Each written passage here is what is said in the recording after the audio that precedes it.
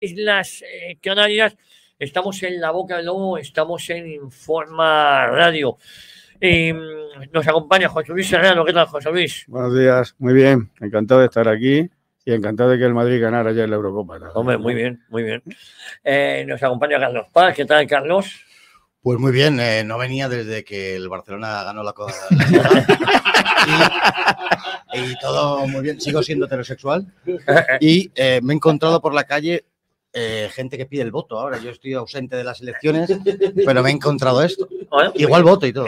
Sí, igual te acercas a votar. Me lo estoy pensando. Hay amigos tuyos en esa... Sí, en esa... pero nada tiene que ver, ni influye en mi voto eso. Eso es, así, eso me gusta. Eso. Yo me presento y no me he votado a veces. Sí, yo me suena eso. Martín Estrías, ¿qué tal? Buenos días. ¿Cómo estás? Encantado también de estar aquí, de que Madrid ganara la Euroliga y muy descontento de que perdiera la Copa Europa y el partido de ayer, dicho sea de paso. Bueno, tú eres candidato. Yo soy candidato, pero soy un candidato secundario. Yo sí me votaré y le pediría a todo el mundo que nos vote. Y haremos campaña para que así sea, pero soy el 16, o sea que tengo el 14. Bueno. De la comunidad. Y otro candidato es Jesús Muñoz. Este sí que es el alcalde. Buenos días. Aquí, en una de mis últimas tertulias como aspirante a alcalde, la siguiente ya vendré aquí como alcalde de Madrid. Y además te daré la primera exclusiva, si quieres. Bueno, no, cuento con eso, Cuento con eso. Sí. No, y además yo también me congratulo de lo que se congratulan, excepto lo que saca, una de las cosas que se ha congratulado en la prensa, Carlos Paz. Y bueno, y decir que Martín no es candidato número 1 porque su lista, la lista que él encabezaba, la de San Sebastián, la Junta Electoral Central la ha tumbado. Él va también, la lista de la Comunidad de Madrid, por Falange, pero era el número 1 por Falange en San Sebastián. Lo único que han estado ahí buscando ahí en los entresijos a ver qué podían hacer, y esta vez ha sido un tema administrativo el que ha tumbado su candidatura. Bueno, pues sí, aquí me habéis dejado la publicidad, ahora ya me la ponéis ya, ahora que la viene todo el mundo, y ahora se la coge. Sí. Y ahora se la das a los siguientes candidatos que te vengan a la mesa. Y ahora, hoy voy a tener a Carlos García Danero, voy a tener también a Carlos Flores, que es el candidato de Vox por la Generalidad Valenciana. También voy a tener, ¿a quién más voy a tener? Voy a tener unos cuantos. Bueno, el miércoles a Jorge Campos por Baleares, y a Rocío Monasterio cerrará el viernes a las 10 de la mañana. Aquí la vamos a tener. Oye, José Luis Serrano, la campaña se empieza a ser un poquito pesada. Sánchez promete 38 millones de euros para la salud mental. 38 millones... 38 millones. Es que lo que he dicho yo, poco, me parece poco. Pocos son.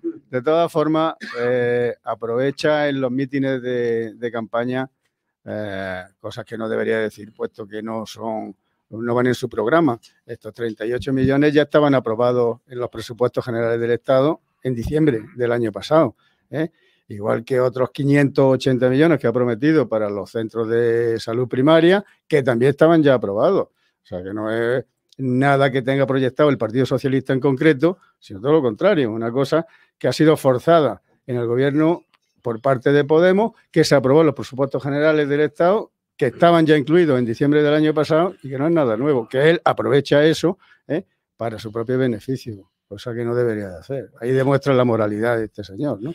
Oye, vengo de Alicante, la zona norte de Alicante, y uno pasa por Alicante, el centro muy bonito, pero cuando te mueves un poco, la verdad es que lo que está pasando en Alicante es muy parecido a lo que ha pasado ya en Barcelona, en la ciudad condal, que aquello es Pakistán. Pues sí. Este barrio, que era un barrio obrero en la zona norte, pero hemos sacado un documental que lo vamos a emitir en breve, y al lado de una mezquita hubo un acto de Ignacio Garriga, pero flipabas de que el barrio ha sido absolutamente tomado por musulmanes, donde me contaba la gente del barrio de toda la vida, gente mayor, dicen, aquí nos han expulsado nuestros barrios con nuestras tradiciones, mira cómo van vestidos, y vas viendo pues con chirabas, con túnicas, con burkas, pero es decir, que me quedé absolutamente. Y esto no es Barcelona, porque Barcelona ya lo conozco bien, esto es muy cerquita, en Alicante. Claro, al que venimos de Madrid, todo nos parece el centro. porque está todo a un paso, pero dice algo absolutamente tremendo. Es que hay pueblos, hay pueblos pequeños donde ya la población mayor son musulmanes. Hay pueblecitos en Castilla y en Andalucía, pedanías y tal, y donde ya la mayoría y la gente de allí, de toda la vida, pues están un poco descontentos porque no pueden hacer absolutamente nada. Están en manos de los forasteros, por decirlo de alguna manera. Yo lo he contado alguna vez, en Torre Pacheco los colegios ya no dan religión, o mejor dicho, la religión que dan es la musulmana, porque no tienen público, católicos, no tienen público católico, tienen niños de musulmanes. Sí, de religión musulmana, porque está pero absolutamente copada. Es decir, hay pueblos enteros de las regiones que son así, pero lo que yo no entiendo es que me digas que te sorprende. No, porque, no, pero yo en Alicante esto no... Sí, a ver. Primero, se cargan mucho las tintas, que si son musulmanes, que si son budistas, que si son confucianos. Ya sabéis mi opinión al respecto, pero para el que no lo conozca, pues no es tanto la religión, sino qué tipo de religión viene, qué tipo de rama de escuela vienen. Dicho esto, la culpa no es siquiera de que haya muchos musulmanes, de los que vienen, sino que cómo han aparecido esas gentes allí, porque son llamados por las élites rectoras europeas y españolas que obedecen los dictados de Europa. Es decir, es un efecto deseado, decía Martín, que no sé de qué te sorprendes. Claro, no te puede sorprender cuando esto... pero públicamente no se reúnen a las 12 de la noche con un cucurucho en un sótano. Públicamente estas élites rectoras europeas nos dicen que se necesitan, no sé en qué se basan, o no complementan la frase, se necesitan 15, 20 millones de extraeuropeos más. Se necesitan 15, 20 millones de extraeuropeos más para depauperar más las condiciones laborales de los nacionales europeos, para destrozar los entresijos de la sociedad europea y para conformar ese idílico mundo mundialista que persigue transformar las personas en meros consumidores. Hacer una masa amorfa en donde no exista ningún tipo de vínculo entre las personas, y todo eso tamizado con el modo de vida americano, que todos lleven vaqueros, tomen Coca-Cola y sean gilipollas. El plan les está saliendo ideal. Ahora está cayendo a Alicante, pero fíjate Barcelona, fíjate Almería, que se habla muy poco, y ya van, si nos vamos a Francia, Bélgica, Inglaterra o Suecia, que ha salido un partido que no es la solución, sería como aquí Vox, no es la solución, es una cataplasma frente a un enfermo que está gravísimo, que está en un estado comatoso y vas y le das una aspirina. Bueno, pues mejor que una patada en la entrepierna sí es, ciertamente, pero no es la solución. Extrañarnos, nada en absoluto, porque esto está siendo buscado. Tiene que surgir y si no vamos a desaparecer. La inmigración es el problema más grave al que se enfrenta España y Europa, mucho más que cualquier otra cosa, e incluso, y aquí estoy en la mesa con gente que por supuesto defiende la unidad de España, sería más grave que la propia unidad de España. Si se independizara una parte de nuestro país, podría volver. De hecho, ya ha pasado en algunas veces en la historia, Cataluña, por ejemplo. Pero si se produce, que se está produciendo delante de nuestros ojos, la sustitución étnica, dejaremos de existir y por lo tanto ya no estaremos hablando ni de Cataluña, ni de deflactar el IRPF, que le encanta a la derecha y no sale de ahí, o de cosas de este estilo. Tenemos que darnos cuenta en un plazo de 5, 6, 7, 8 años de la magnitud del problema y responder, actuar, porque de lo contrario desapareceremos. Por cierto, lo que ha pasado en Melilla es suficientemente grave y Melilla, Ceuta y Melilla, al final no va a haber ningún choque armado ni va a haber nada.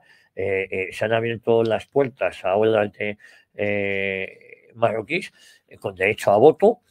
Y si no, en estas elecciones, pues con comprarlo un valen, el escándalo de Melilla, que no se está hablando lo suficientemente de el 20% de votos. Pero fíjate, por un lado está el hecho de la corrupción, de la supuesta corrupción de esa compra de votos. Pero el trasfondo real de lo que sucede se enraizó con la cuestión anterior. No es que sean musulmanes, es que, pues decían, que va a ganar un partido musulmán. No es tanto el problema ese, es que son de la hermandad musulmana, es un partido islamista de lo que aquí no se habla nada, ni saben nada. Por supuesto, dentro de 3 semanas todos serán expertos en la hermandad musulmana, todos esos políticos que conozco que no saben hacerlo con un canuto, pero que tienen mucho predicamento, tal vez porque se peinan más que yo o se tiran a alguien con mayor influencia. El hecho es que ese es el peligro de ese partido, Coalición por Melilla, que llevo hablando años, desde tiempos de Radio Jam. Sí, sí.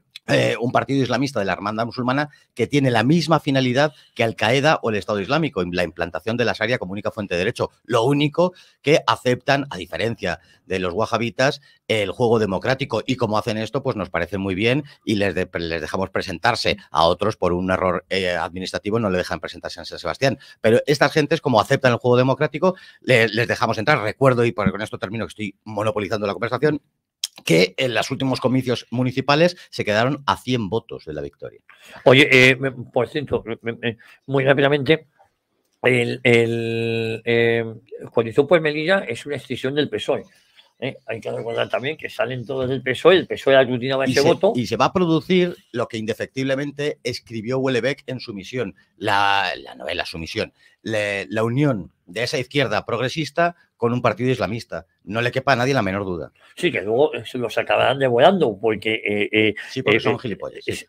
A ver, Martín. Bueno, eso es que ese era dice Carlos que no es tan importante que sean musulmanes o budistas como de qué rama vienen. Bueno, yo creo que sí es importante, independiente de justamente lo contrario. Es decir, son niveles distintos de gravedad, pero es grave por una sencilla razón. Sencillamente porque es un problema cultural, porque es un problema, es decir, el mejor de los musulmanes, el más cariñoso, el más democrático, el que mejor se comporte con los demás, el que menos pegue a su mujer, el que le deje quitarse el pañuelo de la cara y tal, todo maravilloso y fantástico, es foráneo.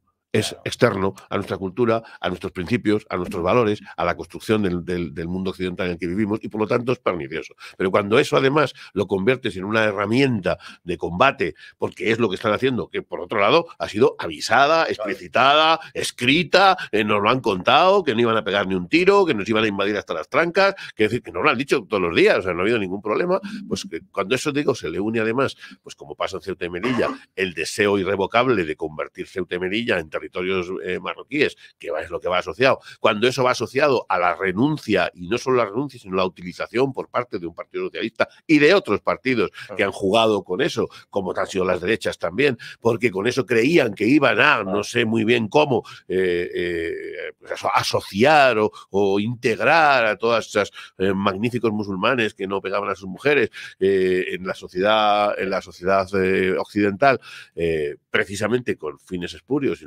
con fines para impedir otros movimientos, otras organizaciones, otras que ahora, por lo visto, puede llegar a revertirse en esas dos ciudades autónomas. Cuando eso es utilizado, como bien estamos viendo, para conquistar determinadas zonas, porque ya no hablamos de ciudades, zonas que van desde Almería hasta Cataluña, desde las o sea, todo el levante español ha sido ya conquistado, pasando por Murcia, como he mencionado, con Almería. Ahora tú estabas mencionando Alicante, no tiene nada que decir respecto de Cataluña.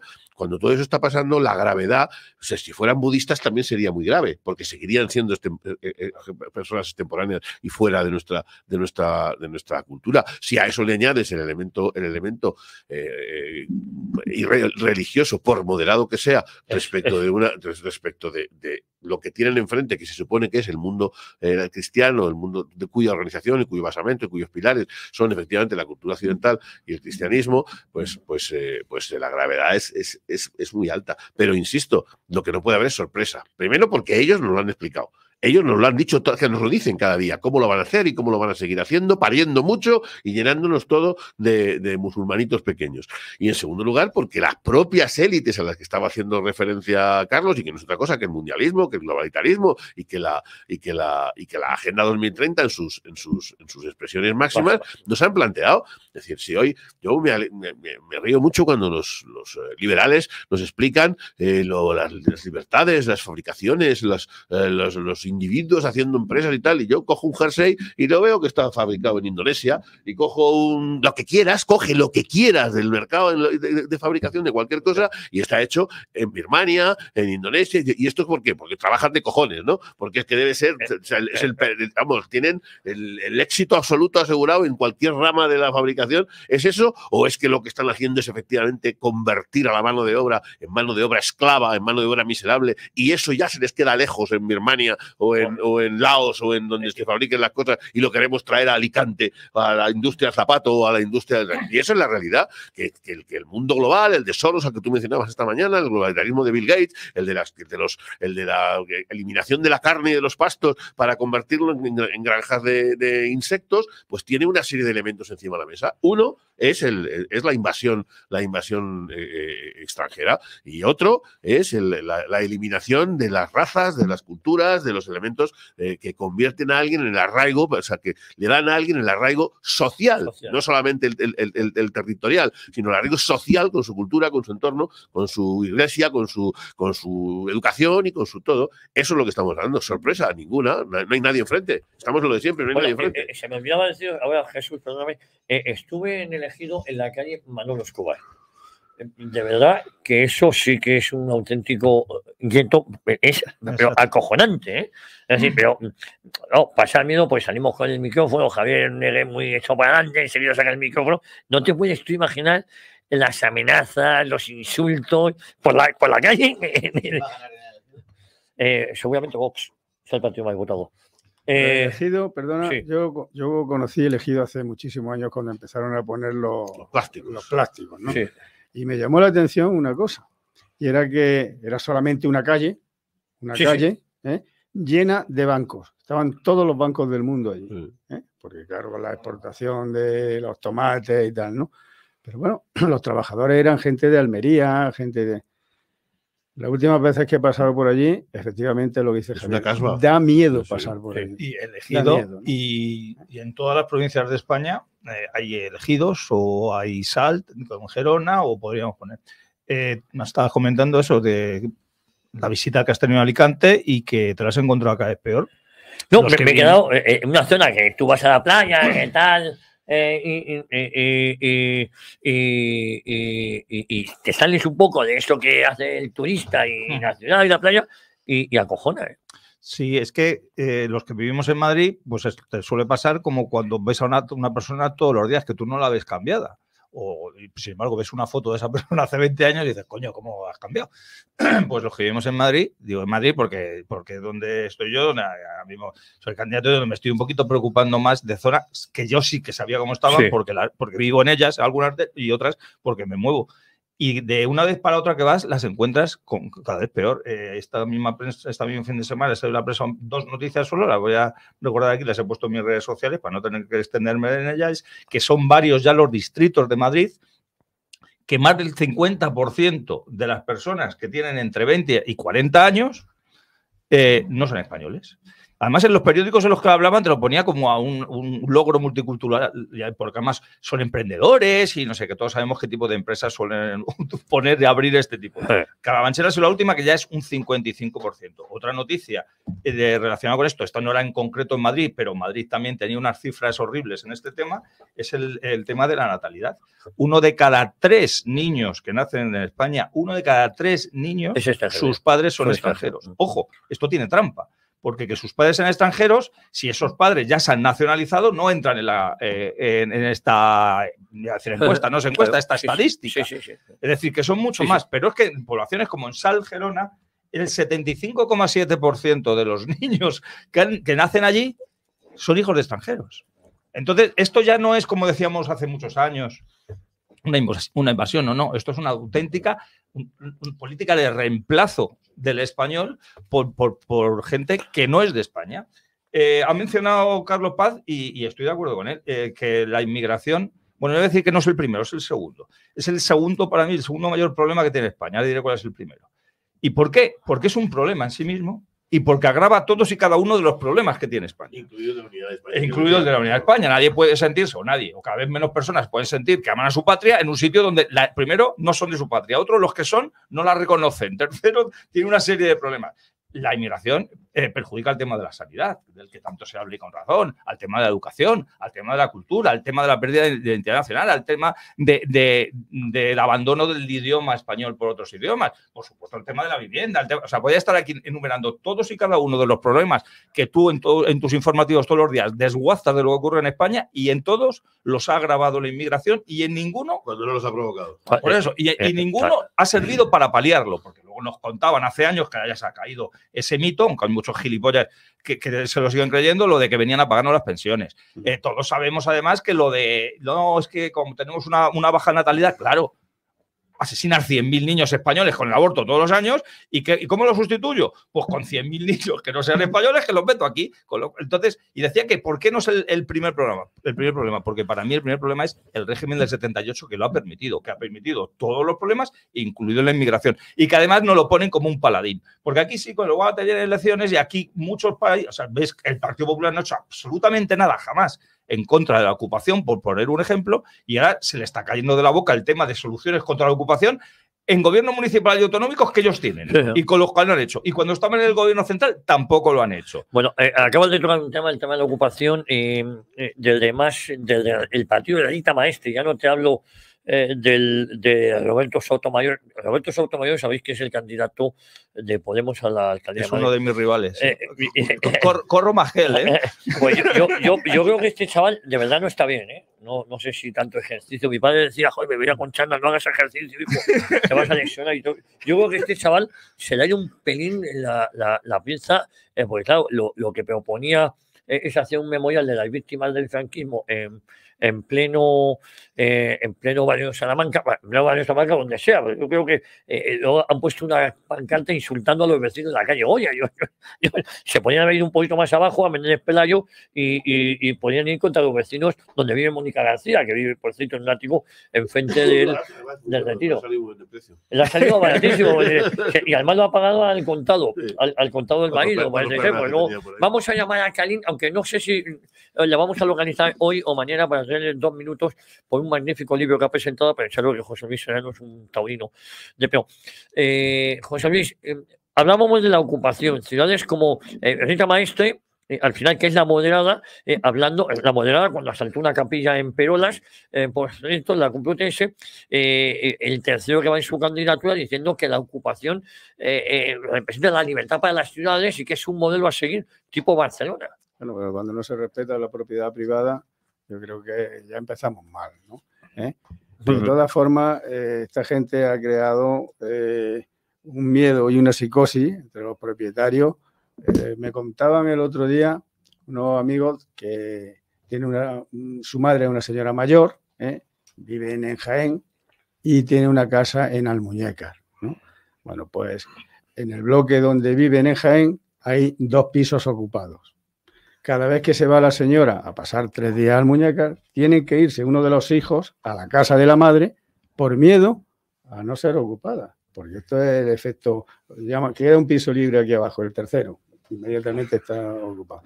Pero bueno, totalmente desprotegido, ¿no? El tema es el mundo al revés. O sea, ¿dónde está la protección? ¿A quién protege? ¿A la propiedad, al dueño que efectivamente tiene su título de propiedad o al señor que se te mete en tu casa porque le da la gana? Bueno, permitidme un segundín porque tengo aquí a un buen amigo, a mi amigo Kalin. Perdona un segundo, sí. Han creado la figura del propietario discontinuo. Del propietario discontinuo, me gusta esa figura del propietario discontinuo. Kalin es Carlos Fernández Barallove, joder. Don Carlos, Kalin, ¿cómo estás? Hola Javier, buenos días, encantado de escucharte y de hablar contigo. Bueno, tú eres un oyente fiel, de todas las maneras vas camino de la diálisis, nos escribes, no pude acompañarte en la sala bienvenida la pasada semana en las ventas porque presentaste tu libro La Coruña, España y los toros. Kalin, por cierto, escribe todas las semanas un artículo sobre las visitas que hacía Franco a La Coruña. Y la verdad es que me tienes anonadado, tu facilidad de palabra, tu facilidad de escritura, mejor dicho, ¿no? Muchas gracias, eres demasiado cariñoso, muchas gracias. Bueno, Kalin, yo cada vez que voy a La Coruña y te veo, la verdad es que lo pasa muy bien. Pero vamos a hablar de tu libro, La Coruña, España y los toros. Es una pena porque en La Coruña hay una afición taurina que poco a poco, con estas nuevas políticas, han intentado que se vayan disolviendo. En Galicia en general, ¿no? Sí, solo queda Pontevedra, desgraciadamente, desde 2015 y con la llegada, la lamentable llegada al Ayuntamiento de La Coruña de la marea esa perniciosa, sí. Pues se cargó la Feria Taurina, que venía celebrándose desde 1991, cuando el alcalde Francisco Vázquez inauguró el Coliseo multiusos, porque La Coruña llevaba desde 1967 a 1991 24 años sin plaza de toros, y él sí hizo ese Coliseo multiusos, y a partir de ahí, desde 1991 a 2014, indefectiblemente todos los veranos había Feria Taurina, con la presencia de los mejores matadores del momento. Por allí pasaron pues César Rico, José Enrique Ponce, José Tomás, todo lo mejor que había en el escalafón taurino. Oye, y entonces, dime. No, la verdad, estuve este verano en Pontevedra, viendo a Morante. Efectivamente, y es la única plaza que nos queda, en una de las capitales de La Coruña. Pero cuéntanos qué nos dices en tu libro La Coruña, España y los toros. Bueno, pues es la historia de taurina de La Coruña. Lo que pasa es que vestida también con los sucesos que acontecían en España y sobre todo lo que rodeaba aquellas ferias taurinas en La Coruña. La Coruña tiene una plaza de toros, la primera en 1850, que la crea el alcalde Juan Flores para competir por el turismo ya de verano con Gijón, San Sebastián y Santander, que ya tenían plaza de toro. Esa plaza dura 3 años, hasta 1853.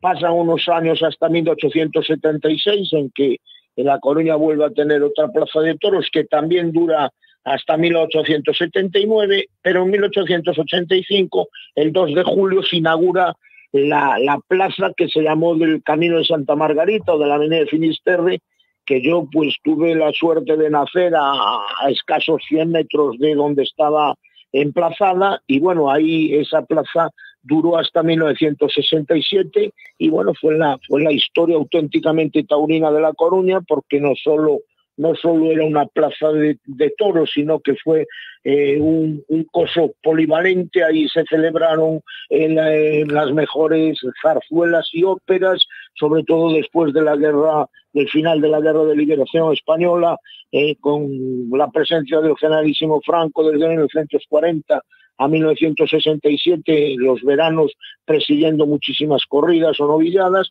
pero también celebrándose pues veladas de boxeo inolvidables, como con la presencia de Luis Folledo y de Manolo Calvo defendiendo los campeonatos de España contra los boxeadores coruñeses, y veladas de lucha libre. La lucha libre fue una constante en aquellos años 60 hasta la desaparición de la plaza, y bueno, festivales de España con sus zarzuelas, Tamayo, sus ballets, en fin, fue un coso irrepetible, que desgraciadamente una operación triste de especulación y la inocente voluntad de un alcalde pues se las llevaron para adelante.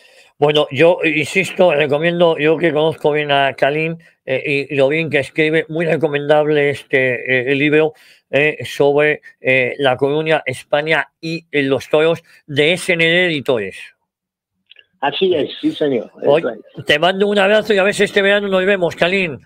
Oye, Javier, otro abrazo muy grande para ti. Magnífica la labor impagable que estás haciendo por nuestra querida España. Bueno, ya sabes que yo voy donde me quieren, ¿eh?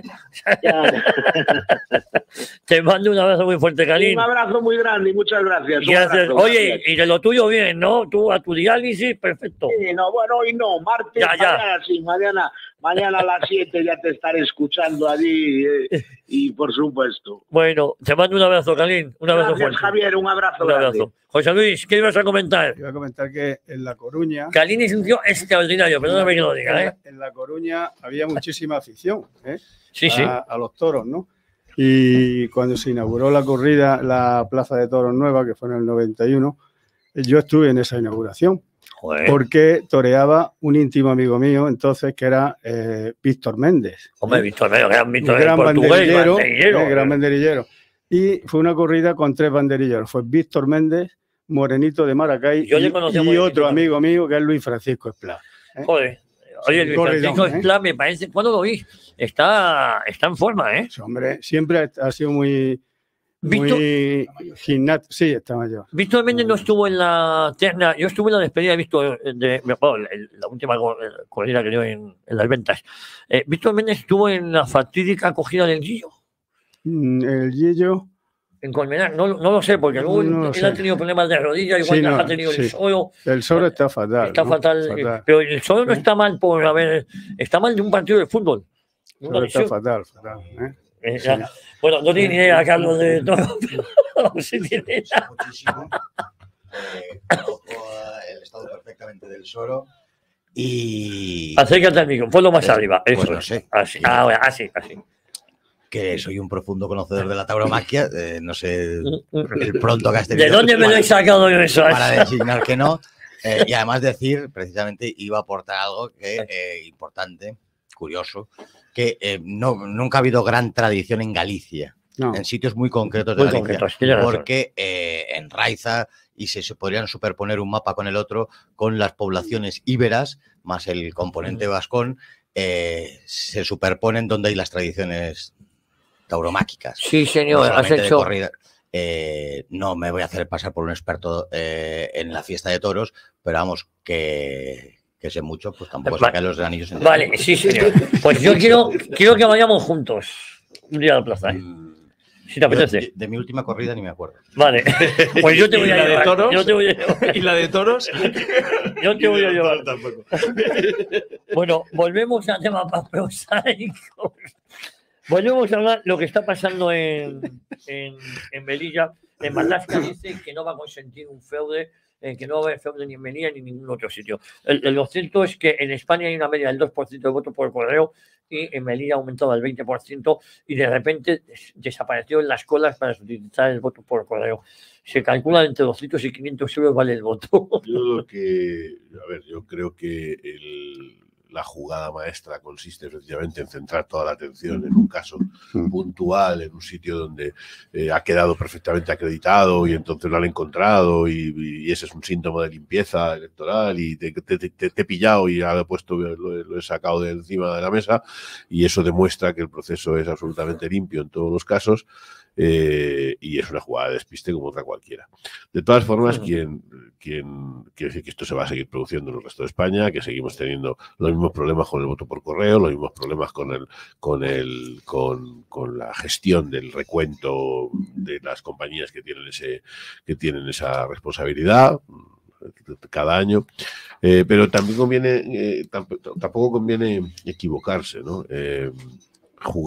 La realidad de la manipulación electoral pasa por cosas mucho más sencillas, como regularizar a 1,5 millones de personas, como regularizar a un montón de señores en función de la memoria democrática, la de la nueva españolidad, es decir, esa es la realidad y esa no la cuestiona nadie porque eso atentaría contra la multiculturalidad, contra la integración, contra los derechos de las personas, etcétera, etcétera. Es decir, que nadie se confunda pensando que el problema va a estar en que le quiten en la mesa un voto, que lo recuenten más o menos mal, que ocurrirá, porque ha ocurrido siempre en todas las elecciones, desde que el tiempo es tiempo. Los que hemos estado alguna vez en una mesa, ya sea porque nos han designado, ya sea porque éramos o somos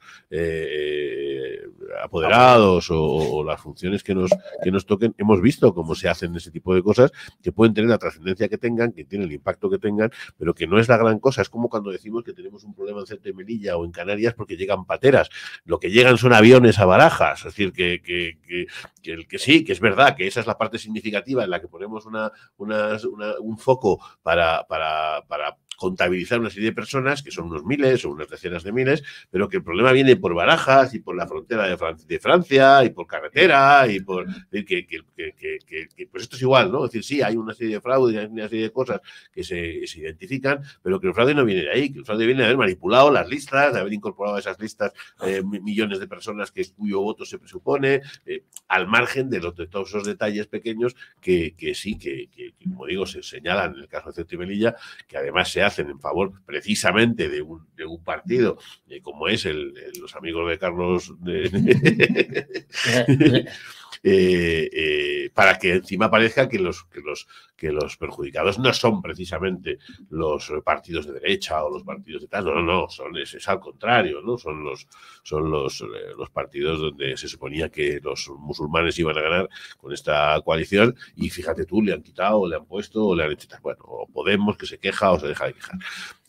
Yo sigo insistiendo, todo esto no deja de ser más que parte del circo mediático que afecta a las elecciones, que forma parte de su escenografía, que hace que la gente esté pendiente de cosas absolutamente intrascendentes, para que sigan pensando que su participación en sociedad consiste en ir a los comicios cada 4 años, poner una papeleta, y que con eso además han comprado la actividad de sus políticos, porque le dicen aquella famosa frase que no puede ser más repugnante de es que nosotros les pagamos para que ustedes nos gobiernen, ¿no? Es decir, que parece que se ha establecido un contrato laboral en el que la acción política consiste en ejecutarla porque te pagan un salario.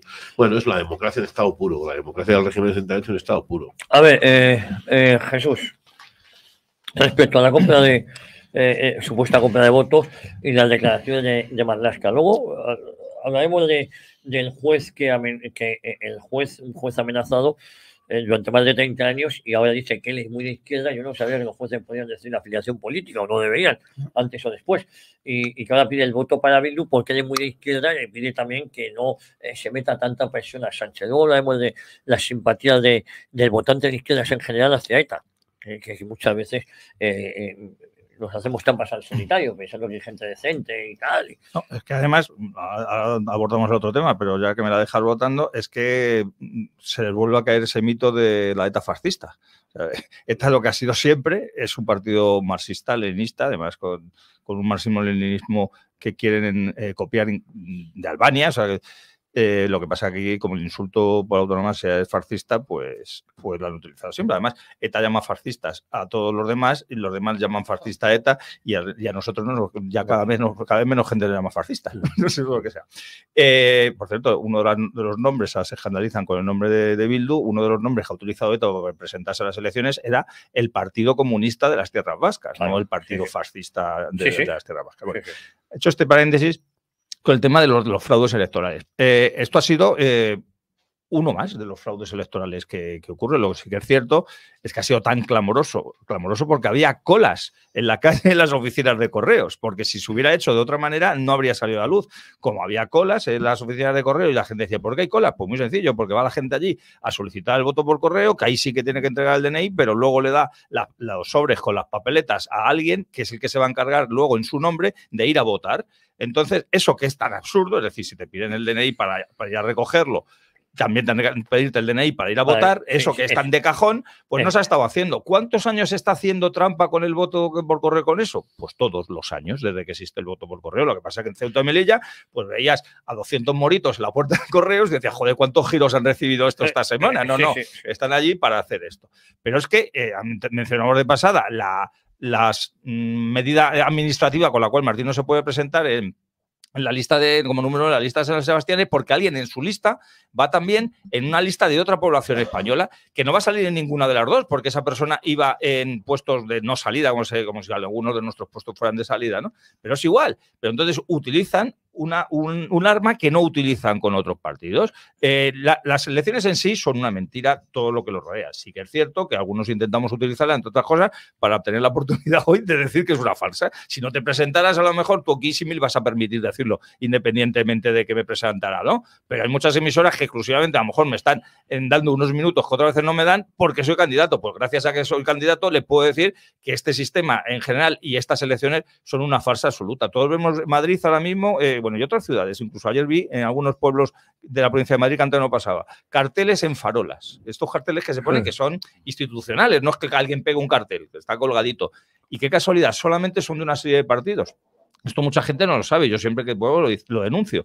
Las personas que veis allí, iba a decir colgadas de las farolas, ojalá en algunos casos, los carteles de esas personas que veis allí, son personas solo las que tienen representación parlamentaria en el municipio en el cual se presentan. Es decir, que yo, aunque pagara, que no lo voy a hacer por tener mi careto en la farola, no puedo porque no tengo representación. Pero es más, es que el dinero con el que se hace eso lo pagan todos los contribuyentes de ese municipio. Es decir, yo, como candidato que no me dejan que ponga mi cartel allí, sí que tengo que pagar el que aparezca el de Almeida o el de fulano. En el 2003 a mí sí me dejaban, me dejaban si lo pagaba yo, ellos me asignaban. Pero ha cambiado la legislación y si te dijeras, ahora solamente, de hecho, a vos, por ejemplo, no la han dejado en sitios donde no tiene representación. Yo no tenía. Hasta hablando de los de la farola, no luego los que te ponen en los municipios que sí que se permite todo. Y es por eso, porque es que, es decir, los que menos visibilidad deberían necesitar, porque salen en los telediarios, porque además todo. Ahora le vamos a poner los minutos obligados por la Junta Electoral y te sale informativo dentro de un telediario solo de unos partidos. En esos telediarios solo ves la publicidad solo de esos partidos. En los carteles de la farola solo de esos partidos. Luego tú dices que infringen una norma, te tumban y te dan 48 horas para que modifiques y tienes que ir a la localidad esa a subsanarlo físicamente. Pues, ¿De verdad que alguien se cree que estas elecciones son serias? Me dicen que ¿qué ha pasado con la lista de La Coruña? Me dice un buen amigo, que también ha sido tumbada. Se han caído varias por este tema administrativo. La de La Coruña es que desconocía ahora mismo quién era el candidato, pero me informo y luego lo comento. Se han caído en concreto la de Bilbao, la de San Sebastián, la de Vitoria y alguna más. Todas han sido por el mismo hecho. A ver, ¿qué querías comentar? Y a ver, José Luis. Me hace mucha gracia que a veces se demonizan a determinados países porque se dice que manipulan las elecciones. Aquí se han manipulado las elecciones en Estados Unidos, en Austria a través del voto por correo se tuvieron que repetir. Aquí en España ha sucedido esto. Pero querría decir una cosa, más que de toros, que sé mucho, sé más... Es que se la ha inventado. Me la ha inventado. Pido perdón públicamente porque es verdad que sabe de todo. Pues más que de eso, que ya es decir, sé de correos, porque trabajo 15 años en correos. Es verdad. Y he sido responsable de una pequeñísima sucursal donde se trabajaba muy poco, por eso solicité ir ahí. El hecho es que he estado durante muchos años tramitando el voto por correo. Es imposible manipular el voto por correo, por lo menos por lo que respecta a correos, a menos que el responsable de esa sucursal esté en el ajo y acepte hacer unas cosas muy sucias que son un delito muy grave. Siempre yo he leído unas tonterías, pero claro, cuando cualquier noticia lo lees en la prensa y conoces del tema, no tiene nada que ver con la realidad, porque eso lo ha escrito un periodista y eso es como darle un bolígrafo a un mandril. No saben de nada. Yo le he llegado a leer que ahora se va a empezar a pedir el DNI cuando se entregue el voto. Se ha pedido siempre, por el amor de Dios. Es imposible, no puedes solicitar el voto por correo en nombre de otra persona. Te podría jorobar yo a ti el voto, te lo pido a ti y cuando vayas a la urna te dicen no, usted no se puede. Tiene que ser personal, no puede ser delegado ni con una autorización expresa que a la hora de recoger o envíos y tal sí se puede. A la hora de entregar el voto, por supuesto que todavía es más exhaustivo el examen para la entrega del voto. Ese voto va en una caja especial con unos cierres especiales, con un número que no lo puede abrir más que y va consignado y hay un registro que hasta el día de la votación. Yo lo veo imposible. Otra cosa es, y supongo que habrá prescrito lo que voy a contar, espero que sí, que manipules el señor que da los datitos. Yo me presenté una elección en la facultad y conocíamos el que ponía los resultados y gané. La cuestión es más fácil eso que manipular el voto. Yo creo que manipular el voto es imposible en lo que concierne a correos. Eso es tú. ¿Cómo os habéis quedado? No, lo que estaba pasando en Melilla es que se obligaba, te compran para que votes una opción determinada y la mandes por correo, te la compran. Pero es que yo he leído cosas que se manipulaba el voto por correo, que no se pedía el DNI, pero que insisto. ¿Qué haces? Ponerte en la puerta y decir, ponga el voto ahí dentro. Bueno, eso sí, claro. Bueno, eso sí, como si compras el voto de tu abuelo. Vaya, pues poniéndose. Pero yo he leído unas cosas espeluznantes, pero claro, los periodistas que vas a esperar. También es verdad que a 5 carteros son atracados, con lo cual tú tienes todos esos datos, lo único que cambias es la papeleta. No sé si me entiendes. Entonces sí, pero no es la culpa de correos. No. Era la empresa que me sacó de la miseria. Eso es, Pero te digo que otra cosa que está haciendo es atacar al cartero que lleva la saca de correo. Entonces está todo legal, pero lo que cambia es la papeleta. En ese caso, es decir, habrá que investigarlo, pero la cosa es gravísima. No, por eso digo es grave, y porque el voto por correo ha pasado de ser solicitado, la media nacional de España es de un 2%. Ha subido un 80%. No, ha subido a un 20%.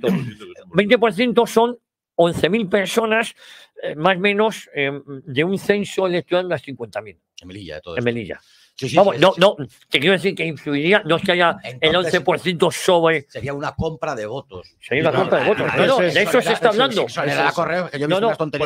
que se está hablando de una compra de votos. Ha saltado a la prensa por las colas de la gente que había, porque si eso se hiciera en su casa, Coño, pero si nunca ha pasado esto, de un 2% a un 20% la solicitud del voto. Y eso afecta en unas 11.000 personas sobre un censo de 50.000, que te cambian las elecciones. De todas formas, eso en Melilla no es nuevo. No, ya hubo una condena no es nuevo, firme en el 2018. Efectivamente, eso estuvo judicializado, hubo una condena y tal. Se vuelve a repetir la misma historia. Pero en parte lleva razón lo que decía Martín. El gobierno aprovecha para lanzar la estrategia diciendo, bueno, pues esto está ya solucionado, se ha cogido y tal, ¿no? Y despistamos y desviamos la atención. No porque lo intervenido. Exacto. Fíjese usted que efectivamente. Lo intervenido y ya está. Y vamos a otra cosa. Y de camino vamos desviando un poco la atención, ¿no? Eso es interesante. Oye, por cierto, me dice Josué Cárdenas que le diga a Carlos Paz que entre las cuadrillas y los correos soy muy picantón. Siempre tan mal pensado, señor Cárdenas. Oye, Martín, yo decía la admiración que ha tenido siempre la izquierda hacia ETA o bandas terroristas y tal. Y ha quedado demostrado. La semana pasada poníamos esta encuesta que le hacía Beltrán a un tío de Madrid, no te creas que era... Que por cierto no es la única, he oído, o sea, los mismos términos y con las mismas variedades las he oído en bastantes medios, sobre todo digitales y tal, tipos distintos, haciendo las mismas preguntas, con sorprendentemente el mismo calibre de respuesta que nos mostraba el otro día Beltrán, ¿no? Y ahora hemos visto que un juez que ha estado amenazado 30 años pide directamente el voto para EH Bildu, porque él es de izquierda, entonces en su población quien tiene que ganar el Bildu porque es de izquierda y además que hay que dejar de atacar a Sánchez, hay que concentrar el voto. Es decir, pero ahí has hecho una reflexión diciendo que no sabías tú que los jueces tuvieran inscripción política. Sí, yo lo que no sabía es que los jueces no tuvieran inscripción política, porque yo recuerde, Marlaska es un juez y el prevaricador Garzón también. Y Margarita Robles. Y Margarita Robles y tal. Es decir, los jueces, lejos de lo que dice la izquierda, que los señala como si fueran todos fascistas, los jueces en España y los que tienen mayor poder, es claro que tienen una inscripción política, pues generalmente de izquierda y además mucha indecencia, ¿no? Que es lo que tiene este individuo, independientemente sea juez o pastor evangelista, ¿no? Daría igual lo que fuera. Es que, de hecho, en España, sorprendentemente, siempre lo hemos mencionado, sorprendentemente, la alianza entre el terror y la separatista y la izquierda ha sido una alianza histórica. Es verdad que no son los únicos, que la derecha también del PNV y de las múltiples fórmulas de llamar a los puyolistas y sus descendientes a lo largo de la historia, que son derecha pura, también han sido fuertes aliados del separatismo y eran de los que recogían los frutos de lo que hacían los terroristas directos, ¿no? Los que mataban. Pero es verdad que a la izquierda no le duele en prenda, siempre lo ha dicho, ¿no? Ellos reconocen que efectivamente, acabamos de ver cómo se modificaba la legislación para que se pueda recoger como víctimas del franquismo y como luchadores por la libertad a buena parte de esos asesinos a los que estamos mencionando. Hemos visto cómo se rasgaban las vestiduras durante estos días atrás unas cuantas personas y políticos, porque las listas de Bildu contemplaban en esta ocasión 42 individuos que han sido condenados por terrorismo, de los cuales algunos además tenían graves delitos de sangre. Pero esta realidad es una realidad que viene ocurriendo sistemáticamente durante todas las elecciones anteriores. Ahora leía un informe hace un rato, en las anteriores había 20 y tantos y no había ningún problema, porque todo se convierte en una herramienta electoral en la que unos se tiran los trastos a la cabeza de los otros con realidades absolutas, que es que lo que hemos dicho siempre es que ETA ha dejado de matar porque tiene mejores objetivos y logra mejores objetivos sentado en las instituciones y cogiendo por salvarse a la parte a los gobiernos de turno, ya sea el de Aznar, ya sea el de Rajoy o ahora en directa y estrecha colaboración con el miserable de Pedro Sánchez, que lo hace además encantado de haberse conocido y de hacerlo a diario, y ha elegido a las personas como como los Marlascas de turno, o como las Carmen Calvo y como las Margarita Robles y todos estos para ejecutar sus maniobras. Bueno, es justo lo contrario, es una manifestación más de que esa es la realidad, de que los famosos jueces por la democracia, porque todos ellos son de jueces por la democracia, los famosos jueces por la democracia igual que los jueces de la mayoría conservadora, ¿no? De la agrupación conservadora, ¿cómo se llaman? Los profesional de la magistratura tienen una adscripción política. Ese es el problema en España, que la famosa independencia judicial no ha existido jamás, mucho menos cuando los nombramientos son hechos desde el punto de vista de los políticos, y donde además a los jueces se les permite la afiliación política en función de las asociaciones. Es que cualquier magistrado o cualquier fiscal que forme parte de la política debería de estar inhabilitado para volver a la carrera judicial. Claro, pues aquí un señor que ha sido ministro o portavoz del Congreso del Grupo Socialista o fiscal general del Estado y tal,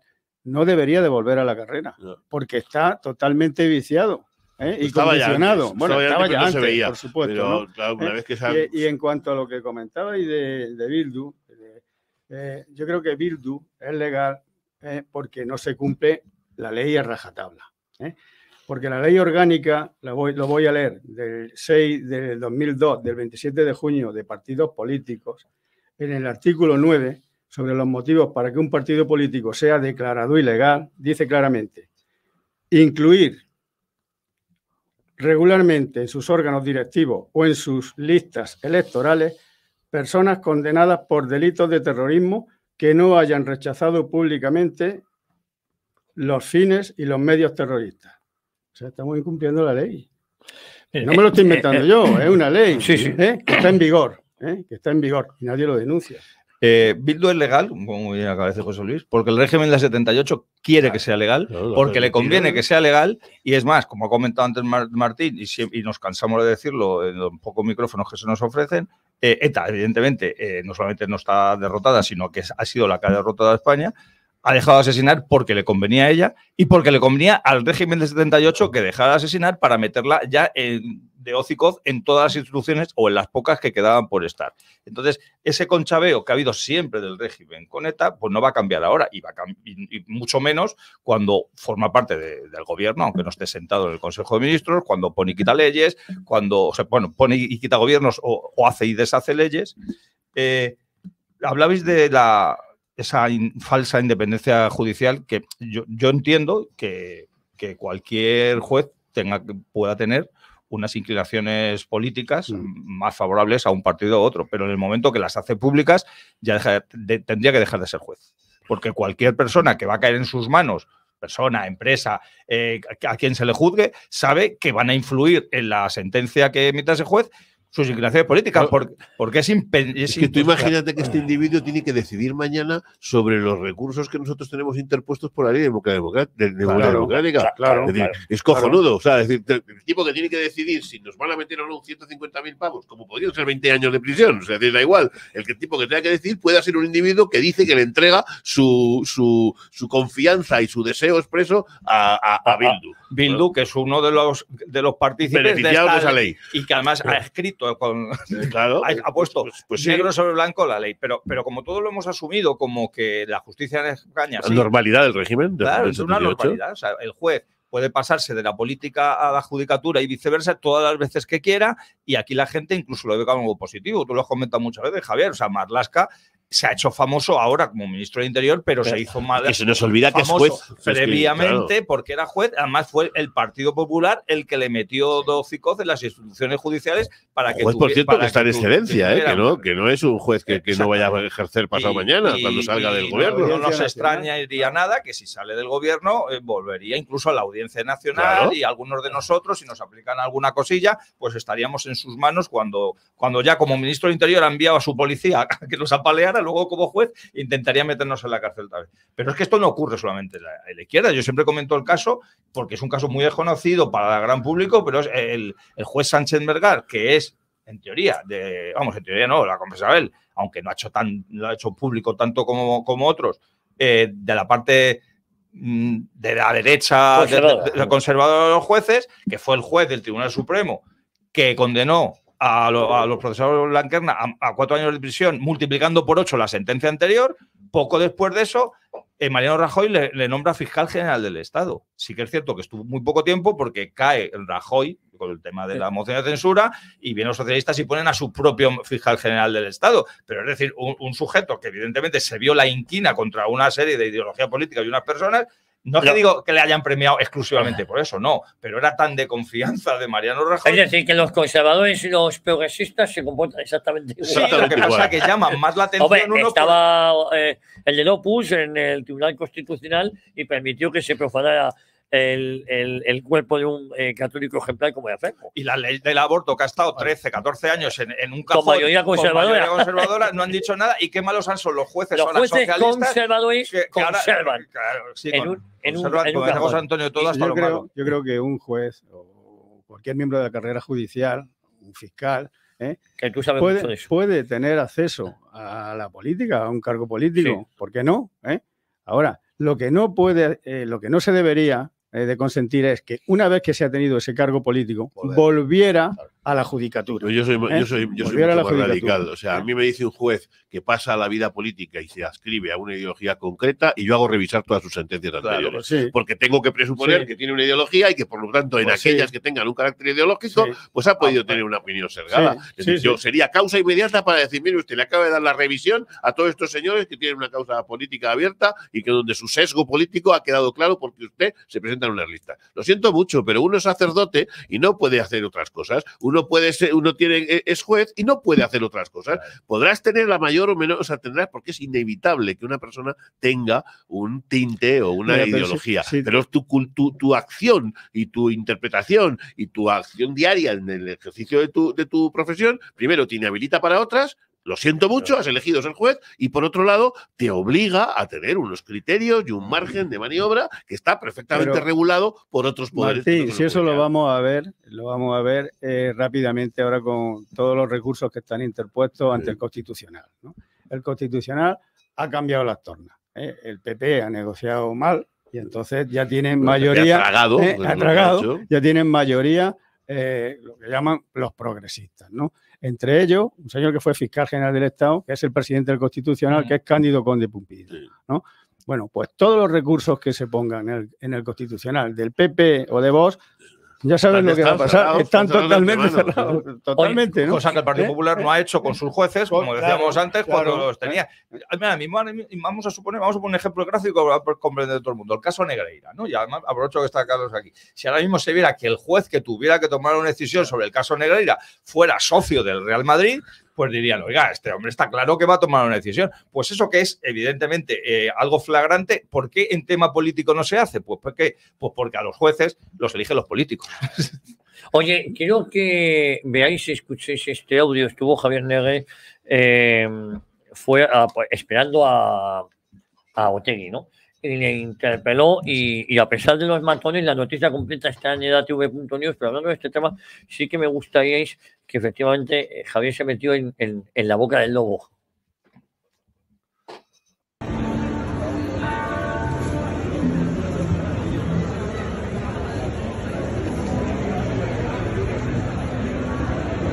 Ahora lo veis, estoy diciendo Javier que va a fuera. Sí, Arnaldo Otegi, ¿cómo se le ocurre meter a asesinos en las listas de Bildu? Lo habló con su amigo Sánchez. Arnaldo pide perdón a las víctimas del terrorismo y el dolor a las víctimas.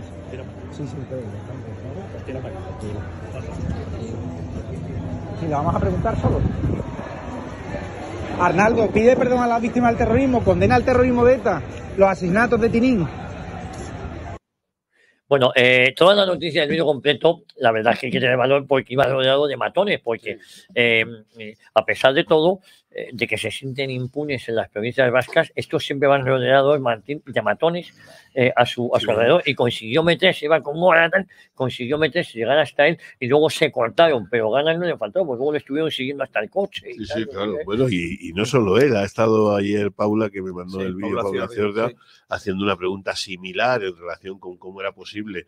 Se lo hizo a Bolaños, también por la calle, también sin respuesta, también con los matones de por medio poniendo barrera, que parece mentira que el ejercicio de la profesión periodística dependa de que le salga de las narices a un puerta, a un animal de 2x2, que simplemente diga que no te permite contestar y ya está. Un diputado que tampoco te conteste. Le preguntaba a Bolaños lo mismo, le decía, ¿cómo es posible que el asunto de ETA y las víctimas de ETA sean asuntos pasados? Porque ya no es tal, pero el franquismo sea de actualidad absoluta, como si estuviera paseando por la Gran Vía, ¿no? Por supuesto, tampoco le contestaron. La verdad es que los reporteros que estáis lanzando a la calle, sea Beltrán, ya sea el propio Javier, ya sea Paula, están haciendo, incluso en las sesiones del Parlamento, del Congreso, están siendo... No tienen respuesta, porque desgraciadamente no tienen respuesta, pero están siendo muy si os dais cuenta, la redacción está vacía porque están todos en la calle. Todos en la calle. Está muy bien. Lo que pasa es que es intolerable que un diputado no conteste a la pregunta de un periodista autorizado. Eso es vergonzoso. Un señor que está cobrando de todos los espacios. Yo creo que hay una cosa en la que se equivoca Javier, o en la que nos equivocamos en general cuando creemos que esto afecta, porque decía Negre esta mañana en alguno de los momentos que ha conversado contigo, decía que esto le ponía muy nervioso a Arnaldo Otegi y que les resultaba muy molesto. A Arnaldo Otegi se le trae sin cuidado.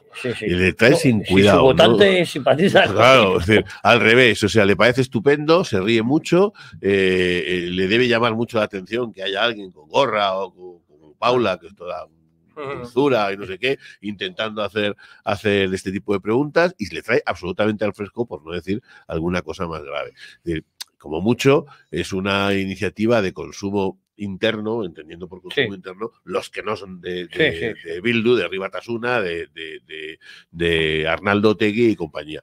Pero realmente no sé si tiene sentido hacer ese despliegue, porque tiene un coste elevadísimo, tiene un riesgo notable, porque efectivamente no estamos hablando, o sea, es que eso nos ha olvidado, pero estos señores, y eso sí lo decía Javier, lo ha dicho bastante claro, dice, no me pegan un tiro porque no conviene en este momento, si no me darían un tiro pasado mañana. Y es verdad, se lo darían. O sea, si fuera más eficaz acabar con Javier Negro, cualquiera de los periodistas, desde el punto de vista político, dándole un tiro, mañana le mandarían un sicario, y pasado mañana sería diputado, el mismo tío que le pegaría un tiro. Si no lo hacen es porque en este momento, en su estrategia política y en el punto en el que estamos, tienen todo el poder, tienen todas las instituciones a su antojo y las manejan como Dios manda. Bueno, cuando Javier estuvo ahí destinado por el mundo, la calle, un compañero de él, del mundo, fue asesinado. Te quiero decir que... pero yo creo que sí es importante que lo hagamos porque pone de manifiesto para que algunos abran los ojos, no tengan la excusa aunque yo creo que el votante de izquierda es bastante, o la mayoría de él, bastante inmoral, ¿no? Decía José Luis que con la ley en la mano se podía ilegalizar a este partido porque lo conformaban de manera asidua terroristas condenados. La cuestión es que... Si lo dejamos llegar hasta ahí, sí. Claro, es que aquí nos queremos homologar muchas veces con Europa. En Europa no existen partidos independentistas, a excepción de lo que es la solución que se llegó en Irlanda y poco más me viene a la cabeza. Ese es el problema, que sí se acepta que se organicen personas y formen partidos que quieren destruir las estructuras del Estado. Mientras lo hagan democráticamente. Entonces, esto es enteramente ridículo. Punto uno. Bildu decir, al margen, que va a ser el partido más votado en Euskal Herria. Los que deben estar contentos son los del PNV, que se le va a acabar el chollo. Cosa que yo creo que nos congratulamos todos, que las cosas estén claras. Mejor Bildu que el PNV, mejor Esquerra Republicana, que va a ser el más votado, que esa plasta de Junts y la antigua Convergencia y demás. Con respecto al perdón, ha salido varias veces que si piden perdón, que si no piden perdón. Yo creo, y aquí en esta mesa hay una persona que es víctima del terrorismo, que se la no sé lo que pensará, pero por lo que a mí respecta, me la entomiza que pidan perdón. El perdón es una cuestión privada. Si yo hago algo... considero que debo de pedir perdón a Jesús Muñoz, pues voy y en privado le digo, perdona porque te he hecho esto. No voy a utilizar un micrófono, ni voy a poner una pancarta, ni voy a en la Puerta del Sol con un megáfono a pedirle perdón.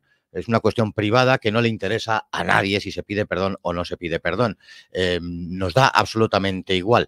Y luego él, agredido moralmente, tiene todo el derecho del mundo de conceder ese perdón o no perdonarlo. Sí. En fin, lo digo porque constantemente, si han pedido perdón, si no han pedido perdón, me la entomiza que pidan perdón. Es una cuestión privada entre el agredido y el agresor. Y además, como tú bien dices, requiere una respuesta. No basta con pedirlo, te lo tienen que dar. Yo te pido perdón y no te lo doy, pues además, te jode. No puedes presentarte. Y además hay otra cosa que... siempre cuando uno se va a confesar, existe una cosa que es cumplir la penitencia también. Hasta ese momento en el que cumple la penitencia no te has dado la gracia del perdón. Pero ahí ya no voy a entrar porque nos vamos muy lejos. Los diputados que tienen que contestar en el cumplimiento de sus funciones. Si están escardando cebollinos y le vas y le preguntas, pues no tienen por qué preguntar. Esto entiendo que estaba andando por la calle por el fuego. No, era un mitin. Pues no tiene el derecho, no tiene la obligación de contestar ni a Arnaldo. Pero cuando están en el Congreso de los Diputados. No era el caso. No era el caso, y ahí voy ahora para rematar y terminar esta intervención tan chorra que estoy teniendo. La cuestión, en el ejercicio, muchas veces, compañero nuestro, que hace mucho que no viene Josué Cárdenas a estas tertulias. Hoy voy a verle yo a él. Sé que es así, sí. Y a ver si me dejo yo caer por allí. Ha preguntado, no le han contestado, y remarcar que tiene por un lado la obligación sus señorías de contestar, y otra la miserable actitud de sus compañeros periodistas, que son una ralea de miserables, de cobardes, de paniaguados, algunos de hijos de puta, otros que se entregan allí y lo que les encanta es pasar el lomo al preguntado para que se dejen ver que no creen en nada, que son un gremio de analfabetos, de ágrafos, de sinvergüenzas también, y entre todo eso, pues son los que se sientan allí a preguntar a sus señorías. Así que, por un lado, lo miserable de las señorías, de sus señorías, que tienen la obligación de contestar, y los mierdas de compañeros que tiene Josué en un 99,9 que no le respaldan nunca. Que no se levantan y se van, que es lo que tienen que hacer. A ver, yo te puedo contar algo de eso, porque la mitad de las preguntas están pactadas entre los periodistas y el portavoz, y salen todos a hacer la pelota al portavoz. Son mierdas sobre un fondo de analfabetismo, de miserabilidad moral. Bueno, yo cuando estuve ahí, precisamente con Josué, perdóname, me estaban diciendo a ver, se acaba ya, que no que esa no es la cuestión de hoy. La cuestión de hoy la diré yo. No me van a decir cuál es la cuestión. Pues eso es lo que hay. Claro, porque ellos reciben la instrucción, lo que tienen que preguntar, y todos preguntan lo mismo. Y esta no es la cuestión de hoy. ¿Qué coño es la cuestión de hoy? La cuestión de hoy me va a decir, a ver, ¿qué querías comentar? Y luego a Martín, porque hablábamos de que víctimas, Martín ha dicho que no es solo el víctima del terrorismo, víctima fue toda la sociedad española, como ha comentado en varias ocasiones. Unas cositas muy breves. Habéis mencionado, y está relacionado con el fraude de las elecciones en general, en España en particular, pero en todo el mundo, en todos los sitios jueces navas.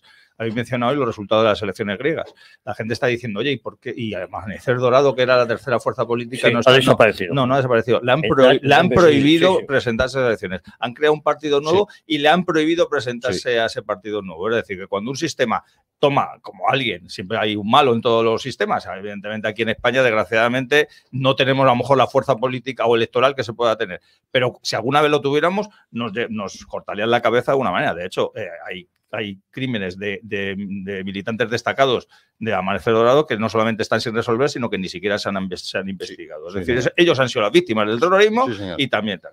Luego, tema Bolaños, o sea, acá también ha salido recordar, que yo lo he puesto públicamente y lo digo, no puedo decir que me alegro de su restablecimiento, porque no me puedo alegrar del restablecimiento de una persona que sé que en el momento que está trabajando otra vez, está trabajando por el mal de España.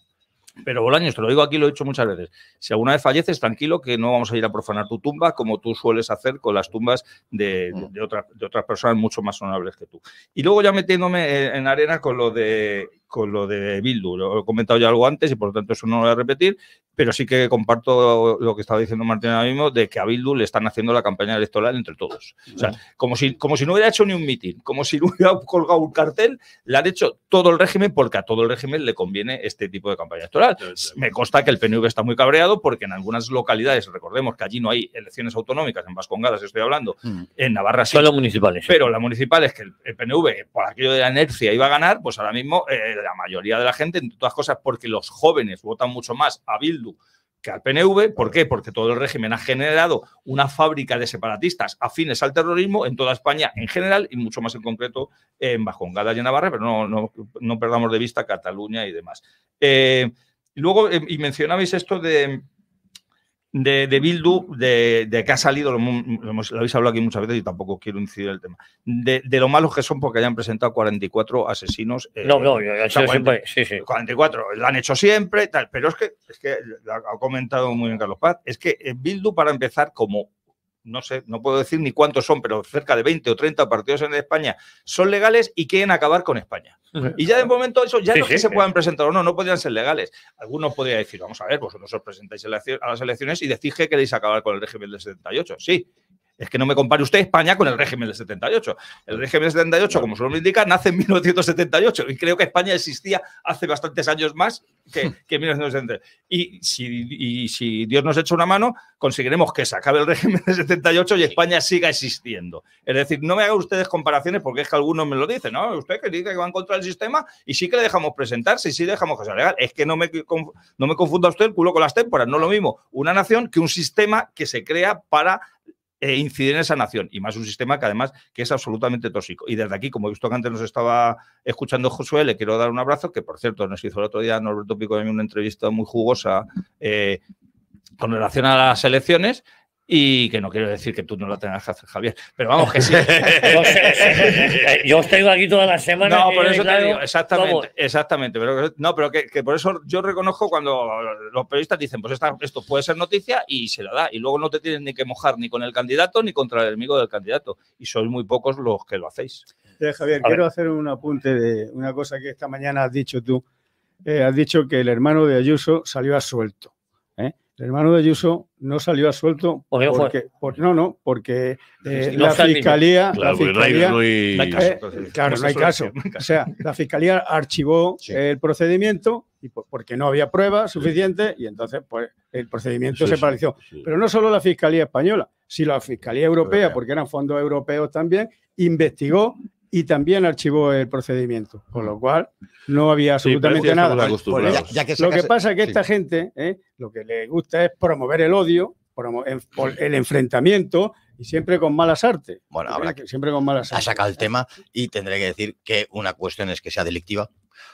Podría catalogarse también, estudiarse, analizarse desde el punto de vista inmoral, y otro es estético y feo. Y lo dije en la televisión hace poco, es una cuestión muy fea meter a tu hermano para que... me dijo uno que, bueno, Hugo Pereira, que no voy a opinar de él, pero sí que es que, vamos, es entre un alucinado y un talibán del Partido Popular. Por ser fino. Sí, porque tengo otras opiniones.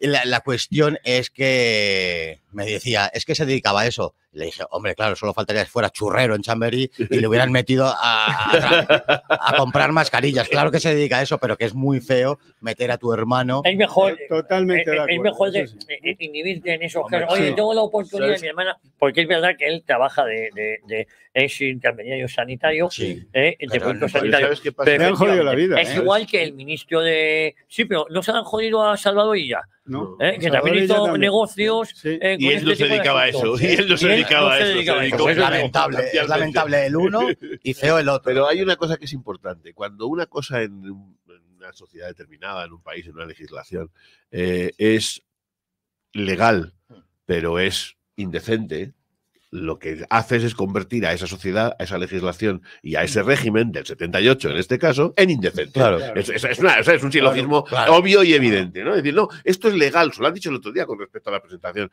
Hombre, es que usted ha hecho una cosa que es legal, pero es indecente. Pues está usted reconociendo pública y notoriamente que su régimen, en el que se sustenta todo este castillo de naipes, por llamarlo de alguna manera, es indecente como mínimo. Y además es ilegal, porque efectivamente, llevando a los extremos, podías ir a esa norma en la que dice que se han sido presentados no han pedido perdón. Yo estoy de acuerdo con Carlos. Pues no sé lo que es ¿cómo has dicho que hoy tenía que a ti te hacía? No sé lo que es entomizar.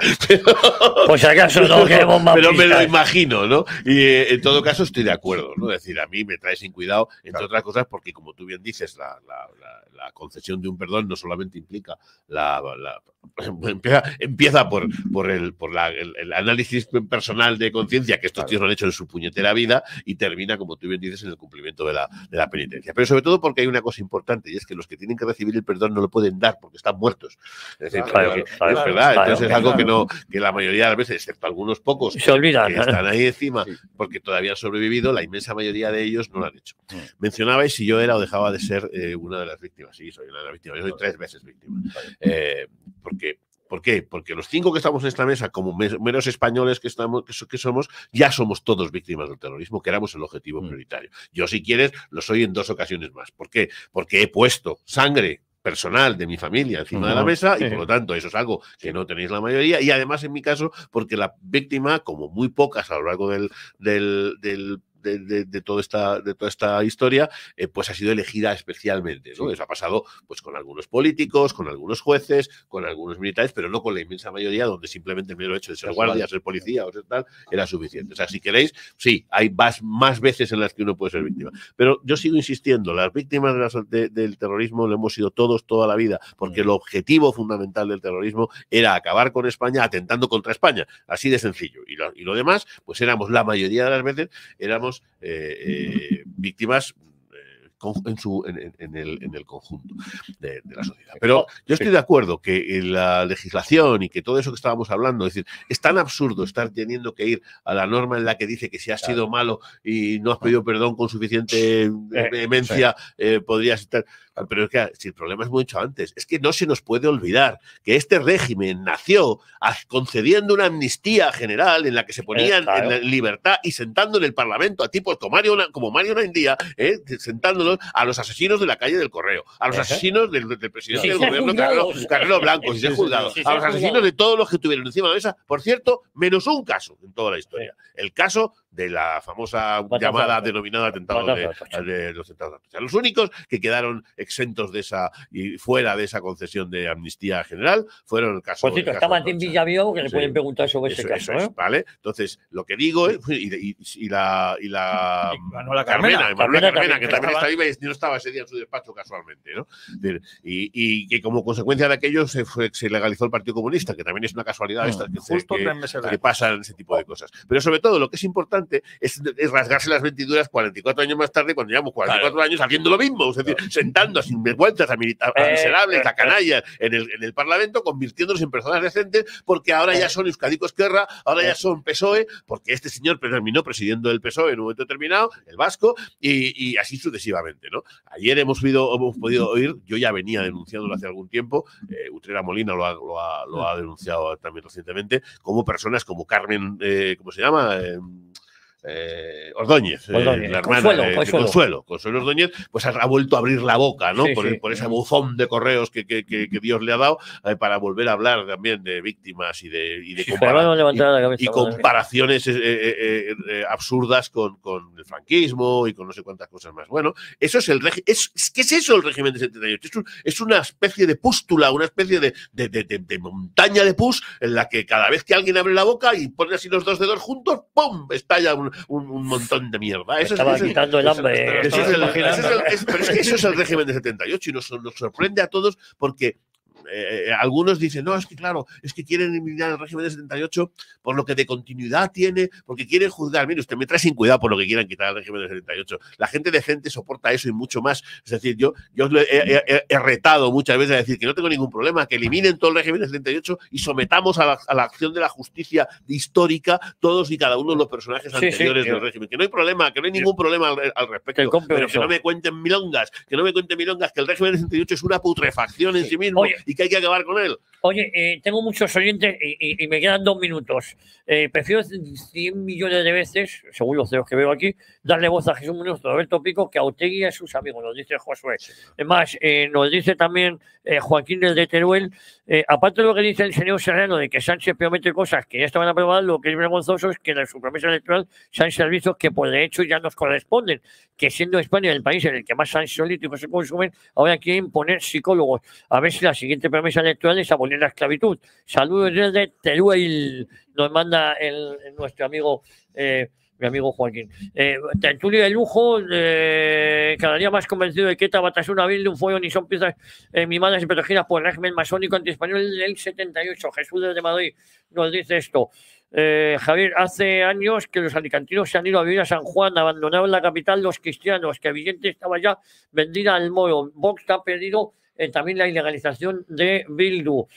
Buenos días, Sergio de Logroño. No os preocupéis que esta semana recibirá la sede del PSOE enviado por correos algún carro de combate Leopard o algún cañón Flak 88 y dirán que lo han enviado Vox como medida intimidatoria y amenazante. Nos dice arriba España siempre, estudiante. Buenos días, una pregunta para Carlos de la ignorancia. No es mal que los carteros, por ejemplo, en mi barrio, entre vías, vayan escoltados por la policía en fechas de elecciones. Grandísima mesa, Pedro Navas, café. Nunca va escoltado un policía, a menos que vaya a un barrio a una zona muy conflictiva. Pues parece ser que de entrevías van. Las órdenes de Mohamed VI saben más de delinquir que Carlos Paz de todos. Dadas las evidencias, hay que legalizar la corrupción por Melilla y sus miembros hagan trabajo forzado en las fábricas de Campofollo, Emilio de Valencia. Nos dice esto. Pedro de Teruel, totalmente de acuerdo con Inestría, la sustitución de la población española con gente de otras culturas, da igual que sean radicales o no, es que nunca se van a adaptar a nuestra cultura occidental, nos dice este oyente desde Teruel. Buenos días, si lo miramos en perspectiva, es preferible que interfieran en las elecciones comprando votos a que lo hagan volando unos trenes. Dolores de Bilbao. Ya bueno, pero el resultado es que al final consecuencias son las que son. Acaban siendo las mismas. Es preferible así, lo que es preferible es que no se combatan ambas cosas, ¿no? Buenos días, no es concretamente así, las farolas se reparten según representación, pero las paga cada partido, eso es verdad. Aunque según qué ayuntamiento, que ya se he visto operarios montando las del partido del gobierno en algunos sitios. Paga cada partido y la recupera de la vía votos, luego, vía concesión de subvenciones posterior al nuevo voto. Cuando la Rojería se tropieza con Javier Negre por la calle, pone la misma cara que si nos encontramos a la señora Pan apretando en el retrete a las 3 de la madrugada, nos dice Miguel Jiménez. El que gana siempre se mostrará satisfecho sea quien sea, el que ayuda a ganar. Miguel Jiménez Polonio. Más la culpa de este cambio racial la tienen los propios españoles que compran su voto con la ayuda pública. Así pasó en el ADE. Nos dice Vizcaínito, tengo tiempo para uno más. Díaz de Rábago lleva el mismo camino que Marlaska. No hay tiempo para más. Jesús Muñoz, un abrazo muy fuerte. Muchas gracias. José Luis Serrano, un abrazo, nos vemos pronto. Sí, pero quiero decir una cosa. A ver, muy rápido. Muy rápida. Voy sobre la bocina. La realidad paralela que ha adaptado Pedro Sánchez a su objetivo cuando ha inventado, lo dije el otro día que me han dicho que lo repitiera, por favor, que es el maltratador bueno, el golpista moderado, el violador involuntario, el ocupa sensato, el propietario discontinuo, el terrorista pacífico y el parado ocupado. Fijo discontinuo, el comentario fijo discontinuo. Os habéis salido hoy, Carlos, para un placer. Me voy corriendo a Hacienda, que espero que no me pillen en una cosilla. Vale, a ver, no te despistas, que nos oyen más de la cuenta. Martín Estía, hablamos. Muy bien. Un placer. Y ustedes no se vayan porque tenemos mucho programa por delante hasta las 12 del mediodía.